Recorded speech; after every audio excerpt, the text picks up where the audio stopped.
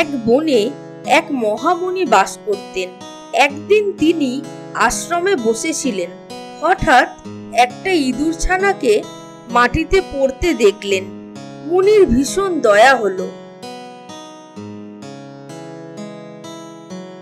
আহা, এই ছোট্ট ইঁদুর ছানাটিকে কতই না কষ্ট সহ্য করতে হচ্ছে। একে আমি বরং কুটিরে নিয়ে যাই, আমি একে সব বিপদ থেকে রক্ষা করব।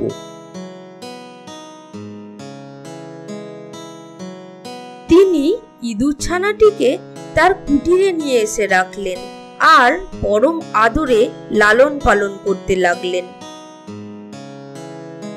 একদিন মুনি দেখলেন একটি বিড়াল ইঁদুর ছানাটিকে তাড়া করেছে।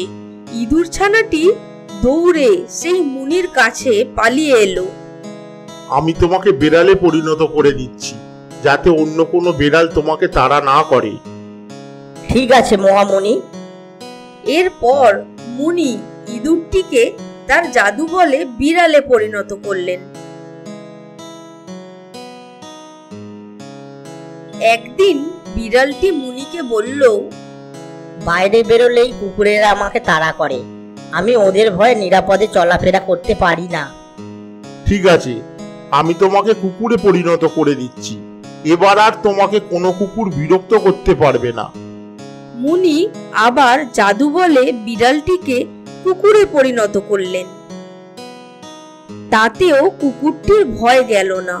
সেই কারণে কুকুরটি আবার মুনির কাছে গিয়ে বলল, বাঘের ভয়ে আমি নিরাপদে চলাফেরা করতে পারছি না, তাই আমাকে বাঘে পরিণত করে দিন।